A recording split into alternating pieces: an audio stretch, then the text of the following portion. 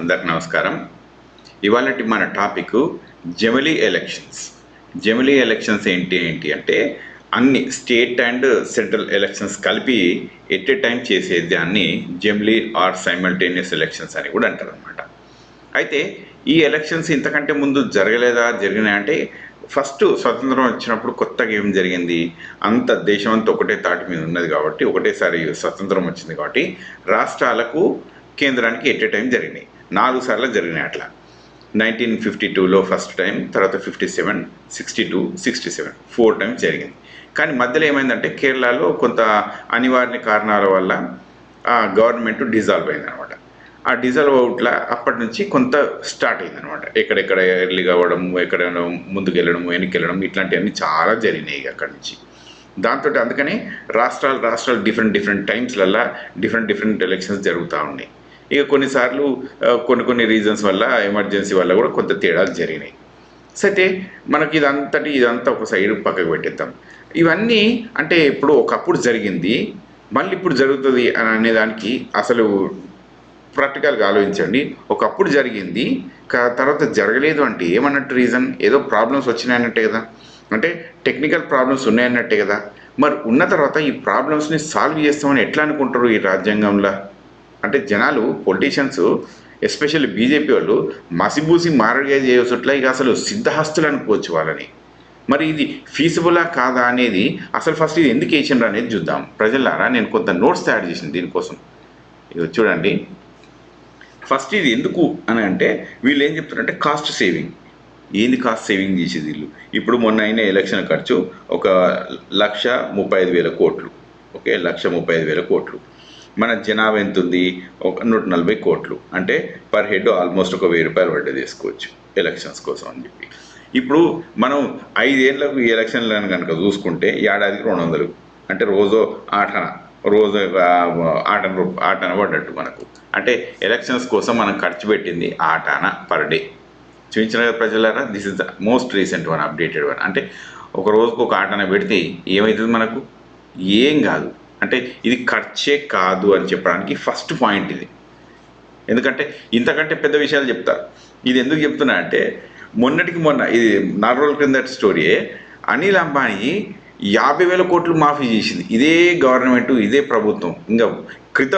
ఇంకా ఒక లాస్ట్ 10 ఇయర్స్లో చూస్తే 16 లక్షల కోట్లు మాఫీ చేసింది. ఎవరికి మాఫీ చేసింది అంటే కార్పొరేట్లవి మన భారతదేశము గవర్నమెంటు లాస్ట్ 10 ఇయర్స్ మోడీ గారి గవర్నమెంటు 16 లక్షల కోట్లు ఖర్చు పెట్టింది. అంటే దీంతో ఎన్నిసార్లు ఎలక్షన్ జరపచ్చు? ఇంకా 10 సార్లు. అంటే 50 ఏళ్ళకి సరిపడా ఎలక్షన్ ఖర్చు వీళ్ళు ముందే ఖర్చు పెట్టేసింది. అది వాళ్ళ స్టోరీ. ఎవ్రీ ఇయర్ ఇదే జరుగుతుంది అన్నమాట. ఇదే తంతు. అంటే సంవత్సరానికి 1,50,000 కోట్లు వాళ్ళు ఖర్చు పెడుతూనే ఉన్నారు. ఎందుకు పెడుతున్నారు అంటే మరి కార్పొరేట్లకి రుణాల మాఫీ ఇదంతా.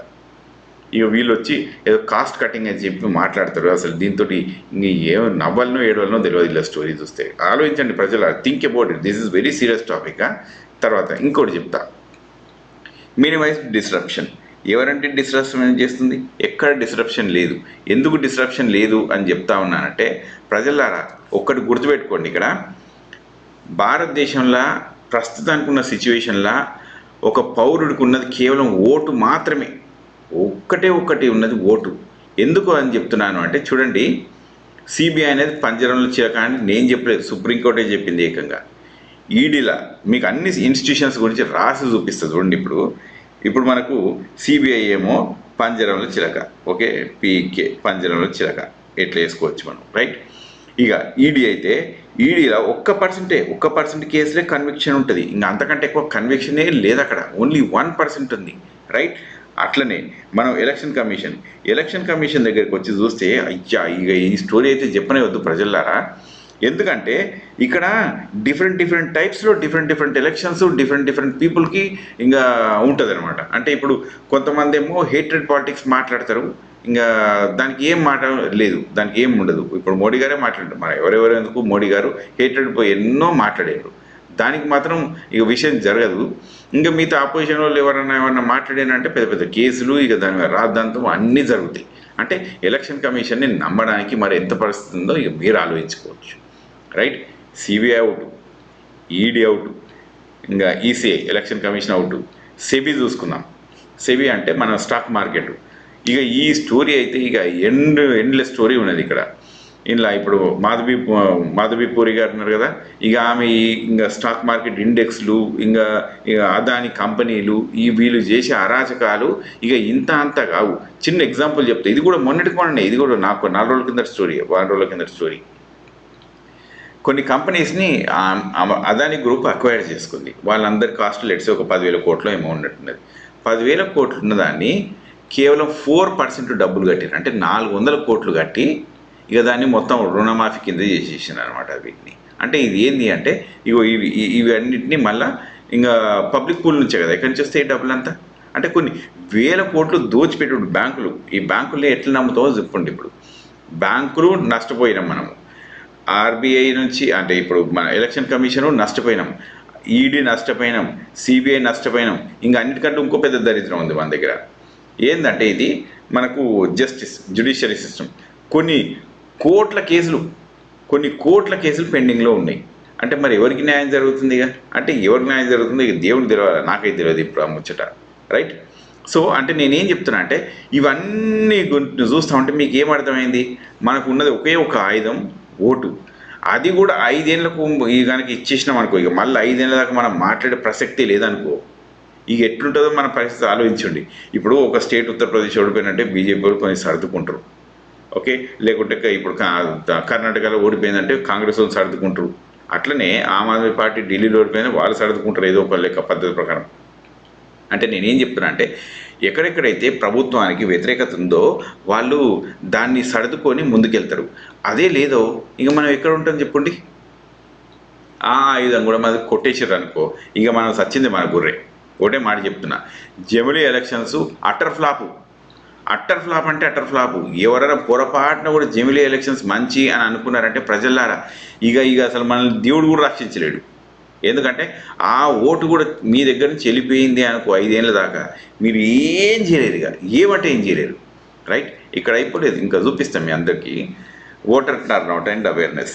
ఇక పెద్ద కామెడీ ఏంటంటే ఓటర్ టర్న్అవుట్ అంటే ఓట్లు ఎస్టులు ఎక్కువ ఎట్ టైం వస్తారు. అంటే మనం ఊర్లలో ఎక్కువ ఓట్ పర్సెంటేజ్ చూసినామా, మన హైదరాబాద్లో చూసినామా? హైదరాబాద్లో ఎంతో 30% ఏమో అయినట్టుంది, ఊర్లలో 70% 80% దాకా అయింది.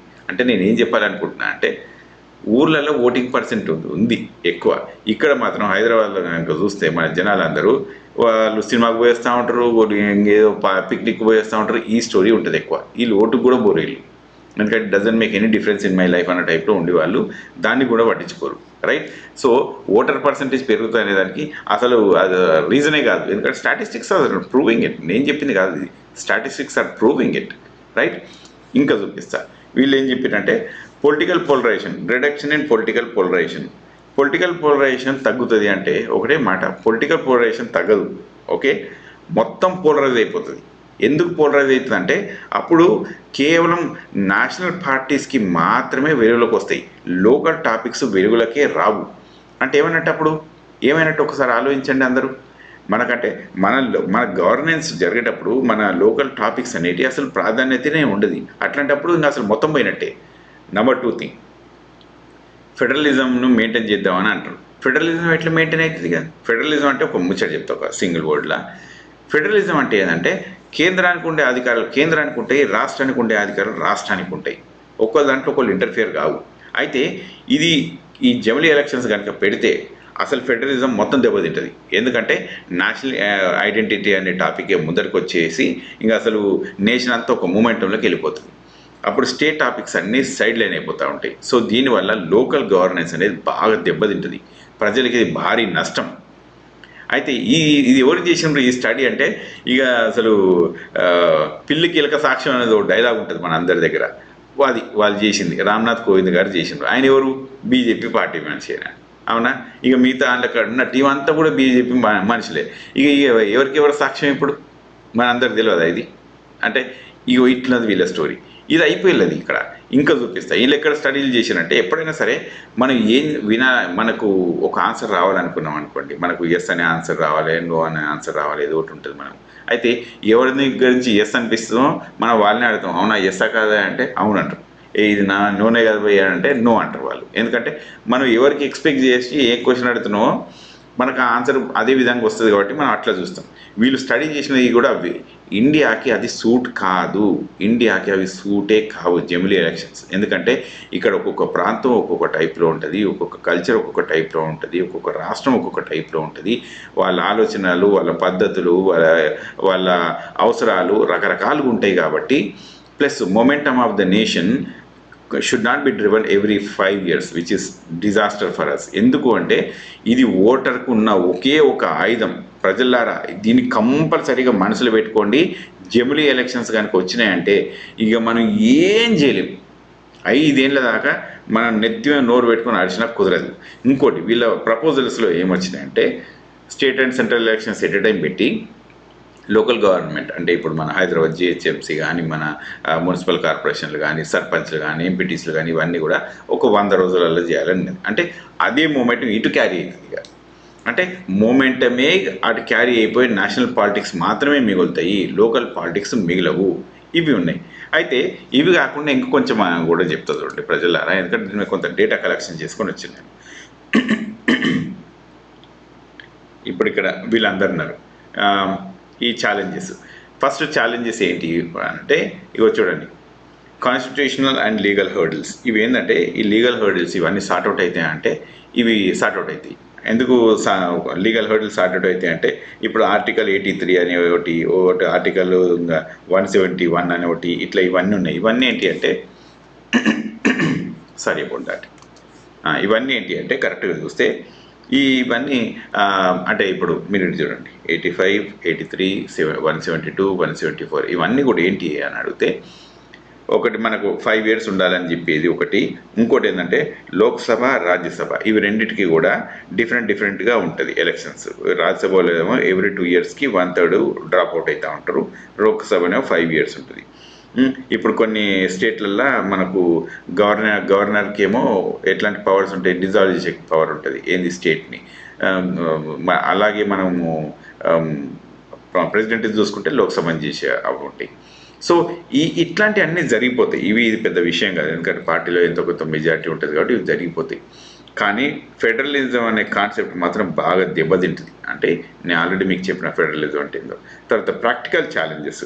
ఈ ప్రాక్టికల్ ఛాలెంజెస్ మీకు అన్నిటికంటే పెద్ద స్టోరీ ఏంటంటే ప్రజలారా ఒక్కసారి ఆలోచించండి. ఇప్పుడు రాష్ట్ర ప్రభుత్వం కనుక డిజాల్వ్ అయిందనుకో, రాష్ట్ర ప్రభుత్వానికి లిమిట్ అయి ఉంటుంది, అది మిగతా దేశానికి ఏం సంబంధం లేదు. అదే కేంద్ర ప్రభుత్వం డిజాల్వ్ అయిందనుకో మొత్తం ఈ 29-30 రాష్ట్రాలు ప్లస్ కేంద్రపాలిత ప్రాంతాలు అన్ని దెబ్బతినడే. మళ్ళీ దీంతో పాటు మళ్ళీ లోకల్ బాడీ ఎలక్షన్స్ మొత్తం దెబ్బతింటాయి. ఇక మరి ఇవన్నీ దెబ్బతిన్నాక ఒకసారి ఆలోచించండి, అంటే ఏం నడుస్తుంది అన్నట్టు అక్కడ ఏమన్నట్టు అసలు ఒక టాపిక్ మీద ఒక అవగాహన ఉందా జనాలకు, ఏం మాట్లాడుతుండ్రో. ఒక్క కేంద్ర ప్రభుత్వం పోయినంత మాత్రాన స్టేట్ పవర్స్ అన్నీ వెళ్ళిపోతాయి, లోకల్ బాడీ పవర్స్ కూడా అన్నీ వెళ్ళిపోతాయి. అట్లాంటప్పుడు అంటే ఏం జరుగుతుంది అసలు దేశంలో? ఎవరికైనా ఏమైనా అర్థమవుతుందా ఇది? సో ఇది ఇంకొకటి, ప్లీజ్ ఆలోచించండి ప్రజలారా. లైక్ నువ్వు కమెంట్స్ పెట్టండి కింద, you comment what ever you want, how ever you want, that's okay. నేను ఆన్సర్ చేస్తాను నాకు వీలైనంత మట్టుకు, రైట్? సో ఇది కుదరని పని. నెక్స్ట్, ఇప్పుడు ఒక గవర్నమెంట్ కనుక మనకు డిజాల్వ్ అయ్యి ఇంకో గవర్నమెంట్ను కనుక మనం ఎత్తుకునే పరిస్థితులు ఉంటే ఒక రాష్ట్రానికి అయితేనేమో అవి డిఫరెంట్ ఎక్స్ప్లెనేషన్స్లో జరుగుతూ ఉంటాయి. కానీ కేంద్రానికైతే ఇప్పుడు 2 పార్టీలు ఉండే అవకాశాలు ఉంటాయి. ఇప్పుడు లాస్ట్ టైం కనుక ఇప్పుడు 1991 ఆ సీజన్లో కనుక చూస్తే 1990sలో కరెక్ట్గా డేట్ గుర్తులేదు, అప్పుడు కాంగ్రెస్ ప్రభుత్వం రాకంటే ముందు ఏమైందంటే ఈ పార్టీ ఆ పార్టీ ఈ తోక పార్టీలు అన్నీ కలిపి తోక ప్రైమ్ మినిస్టర్లు అందరూ కలిసి డిజాల్వ్ అవడు అంటే ఈ ప్రభుత్వం పోయి ఇంకో ప్రభుత్వం ఐకే గుజరాల్ గారని, దేవేగౌడ గారని, ఇట్లా 4-5 ఉన్నారు కదా అప్పట్లో వచ్చిన వాళ్ళు, చంద్రశేఖర్ గారని, అందరు 6 నెలలు ఉన్నారు. 6 నెలల్లో ఈ ప్రభుత్వం వద్దు ఇంకో ప్రభుత్వం వస్తుంది. మరి అంటే ఆ 2 ఏళ్ళలో కనుక చూస్తే 4 ప్రభుత్వాలు మారినాయి, అంటే 4 సార్లు ఎలక్షన్స్ జరిగినాయి. మరి ఇది ఎట్లా? అట్లాగే వాజ్పేయి గారి ప్రభుత్వాన్ని చూస్తే 13 రోజుల ప్రభుత్వమే ఉన్నది ఒకసారి, అంటే 13 రోజుల తర్వాత మళ్ళీ ఇంకొకసారి వచ్చేసింది. అప్పుడు మళ్ళీ స్టేట్లు అన్నీ ఇదే. అంటే ఏం జరుగుతుంది, ఎట్లా జరుగుతుంది అనేది కొంతనన్ను ఆలోచించాలి ప్రజలు. జమిలీ ఎలక్షన్స్ వల్ల పెద్ద భారీ నష్టాలు ఏం జరగవు. ఇప్పుడు వీళ్ళు ఏం చెప్తారంటే ఇగో పొలిటికల్ ఇన్స్టెబిలిటీ అవుతుంది, మనం కొత్త కొత్తగా ఏమన్నా ఫండ్స్ ఏమైనా రిలీజ్ చేయాలన్నా, కొత్త కొత్త ఏమన్నా ఇంప్లిమెంట్ చేయాలన్నా కుదరతలేదంటే నేషనల్లీ ఎప్పుడు ఆగలేదండి. నేషనల్లీ ఎప్పుడు జరుగుతూనే ఉంటాయి. ఎందుకంటే స్టేట్లో ఏమన్నా ఇట్ డజంట్ మ్యాటర్. ఒక స్టేట్కి మాత్రమే కొంత కన్సర్న్గా ఉండేవి ఆగుతాయి తప్ప నేషనల్ లెవెల్లో ఈ ప్రోగ్రామ్స్ ఏమన్నా ఇప్పుడు ఆరోగ్యశ్రీ అట్లాంటివి ఏమన్నా నేషనల్ లెవెల్లో ఉన్నాయనుకో అవి ఆగాయి. బేటీ బచావో బేటీ పడావో ఉన్నాయనుకో అవి ఆగాయి. ఇంకా రైతులకు ఏమన్నా రుణమాఫీలు చేసి ఉన్నాయనుకో అవి ఆగాయి. ఎందుకంటే అవి నేషనల్ లెవెల్స్ అని అనుకున్నప్పుడు నేషనల్ లెవెల్లో వెళ్ళిపోతూ ఉంటాయి అవి. ఇంకా స్టేట్కు అవి ఆగవు, స్టేట్తో దానికి సంబంధం లేదు కాబట్టి, రైట్. వాళ్ళ పవర్ వాళ్ళదే, వీళ్ళ పవర్ వీళ్ళదే. కనుక ఇంకా లోకల్ జరిగేటివి ఉంటాయి కదా, ఇప్పుడు మనకు కొంతమంది ఎమ్మెల్యేలు అట్లా ఇట్లా ఏమైనా కాలం చేయడాలు అట్లాంటివి జరిగితే అప్పుడు మాత్రమే ఎలక్షన్ కోడ్ వచ్చేసి కొన్నింటిని జరగనివ్వదు. Otherwise everything is all right, right. So ఇవి తర్వాత ఈ ప్రాక్టికల్ ఇష్యూస్ ఇంకా కొన్ని ఉన్నాయి, ఇక్కడే అయిపోలేదు. ఇప్పుడు మనకు ఈ రీజనల్ పార్టీస్ని బాగా దెబ్బ వస్తుంది, ఈ రీజనల్ పార్టీస్కి బాగా దెబ్బ వస్తుంది ఇవన్నిటితోటి. తర్వాత ఇంకా డెమోక్రటిక్ గవర్నెన్స్, ఓటర్ కన్ఫ్యూజన్ ఇవన్నీ ఉన్నాయి. అయితే ఇవన్నిట్లుండగా ఇంకా కొన్ని ఉన్నాయి. అసలు ఇది జరుగుతుందా, ఈజ్ ఇట్ పాసిబుల్ జమిలీ ఎలక్షన్స్ అసలు జరగడానికి స్కోప్ ఉందా అని అంటే ప్రస్తుతానికి ఉన్న సంఖ్యాబలం కనుక చూస్తే స్కోప్ లేదు, లేనే లేదు స్కోప్. ఎందుకు లేదంటున్నానంటే చూడండి ప్రజలారా, మీకు దీనికి కూడా క్యాల్కులేషన్స్ ఉన్నాయి ఒకటి, అవి కూడా రాసుకొచ్చినాయి ఎన్నో. Just a minute, I will show you all.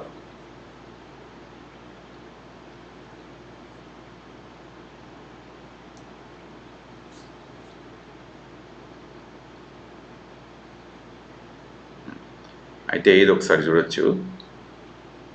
అయితే ఇక్కడ ఏంటంటే సారీ ప్రజలారా, ఇప్పుడున్న ప్రస్తుతానికి ఉన్న కెపాసిటీ ఏంటంటే సెంట్రల్ గవర్నమెంట్కి అంటే ఇప్పుడు బీజేపీ ప్రభుత్వానికి 293 సీట్లు వీళ్ళందరూ కలిస్తే, రైట్. అట్లాగే ఇంకొక ఆల్మోస్ట్ 70 సీట్లు కావాలి, ఎందుకంటే 360 కావాలి కాబట్టి 360 సీట్లు వస్తే వాళ్ళు జమిలీ ఎలక్షన్స్కి లోక్సభ అప్రూవ్ అవుతుంది. రాజ్యసభలో కావాలంటే వీళ్ళకి 120 ఏమో ఉన్నాయి, ఇంకా 40 కావాలి. అవి మరి కొంత కష్టమే ఉంది అక్కడ సిచ్యువేషన్.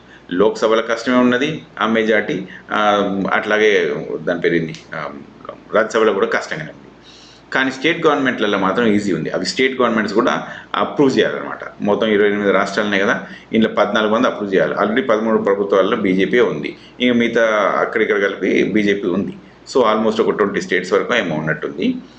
ఈ 20 రాష్ట్రాలు ఒప్పుకుంటాయి, కానీ రాజ్యసభ లోక్సభలో వాళ్ళకు పవర్ లేదు కాబట్టి జరగదు కాబట్టి ఏమవుతుంది, వీళ్ళు అన్ని పార్టీస్ని కలిపిపోవాలి, మనము కలిపిపోతే అప్పుడు ఇది జరుగుతుంది, ఏకాభిప్రాయం ఉంటేనే జరుగుతుంది. అంటే ఏకాభిప్రాయం ఉండదు అని చెప్పేసి ఆల్రెడీ ఖార్గే గారు చెప్పారు, ఆయన చెప్పాల్సింది చెప్పారు.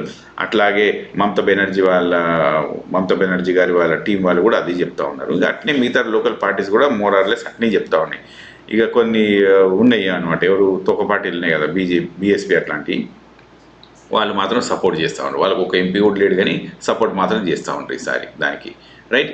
సో అంటే నేనేం చెప్తున్నాను అంటే అసలు సంఖ్యాబలం లేదు, ఈ సంఖ్యాబలం లేదు కాబట్టి ఇది ఏకాభిప్రాయం జరగాలి. ఏకాభిప్రాయం అనేది జరగదు, it is impossible at this point of time, right. So ఇవి ఉన్నాయి. ఇంకా తర్వాత మిగతా చూపిస్తా ప్రజలారా, ఇంకేమున్నాయంటే అసలు అయితే ఇంకొకటి కూడా ఇక్కడ ఒక కామెడీ రాసుకొస్తాను. మనం కనుక చూస్తే ఇక్కడ ఇది సైమల్టేనియస్గా కనుక చూస్తే ఎందుకు మరి దీనిపైన వీళ్ళందరూ మాట్లాడుతూ ఉన్నారు, వీళ్ళందరూ ఇంకెవరెవరు మాట్లాడుతున్నారంటే ఇక సిపిఐ వాళ్ళు చూడండి. సిపిఐ వాళ్ళు ఏం మాట్లాడుతున్నారంటే ఇప్పుడు మహారాష్ట్ర ఎలక్షన్స్ పెట్టలేదు, కానీ హర్యానా అండ్ జార్ఖండ్ ఇంకా జమ్మూ కాశ్మీర్, హర్యానా అండ్ జేకే ఇవి 2 పెట్టిండ్రు, కానీ ఇక మరి ఇది మాత్రం మహారాష్ట్ర మాత్రం పెట్టలేదు. వీళ్ళు 3 రాష్ట్రాలే ఎట్ టైం కండక్ట్ చేయని జనాలు దేశం అంతా జమిలీ ఎలక్షన్స్ పెడతారట అని చెప్పి ఎవరు ఈయన సిపిఐ పార్టీ వాళ్ళు చెప్తా ఉన్నారు. తర్వాత ఇంకోటి ఎవరు ఎంఐఎం వాళ్ళు ఏం చెప్తున్నారంటే ఇది ఫెడరలిజాన్ని బాగా దెబ్బతీస్తుంది, ఇది తప్పు పద్ధతి అని చెప్పి చెప్పుకుంటూ వస్తుండ్రు. ఇంకా కమ్యూనిస్ట్ వాళ్ళు ఇది చెప్పిండ్రు అనమాట. ఇంతే. అయితే ఇంకొకటి ఏంటంటే ప్రజలారా, మనం చెప్పాల్సిన పాయింట్లు ఎన్నో చెప్తూ ఉంటాం, ఓకే, వినాల్సిన మాటలు కూడా ఎన్నో వింటూ ఉంటాం. కానీ మనం కూడా ఒకసారి ఆలోచించి అసలు ఇది కరెక్ట్ డైరెక్షన్లో ఉందా లేదా అనేది మనం ఆలోచించుకోవాలి. నేను చెప్పిన పాయింట్స్ అన్నింటినీ నేను కొంత విశ్లేషణ చేసే నేను మీ ముందుకు వచ్చినాను. మీరు కూడా థింక్ చేయండి. థింక్ చేసి జమిలీ ఎలక్షన్స్ని నా మాటనైతే ఐ కంప్లీట్లీ అపోజ్ దిస్. నాకున్న ఒకే ఒక అస్త్రం ఓటు.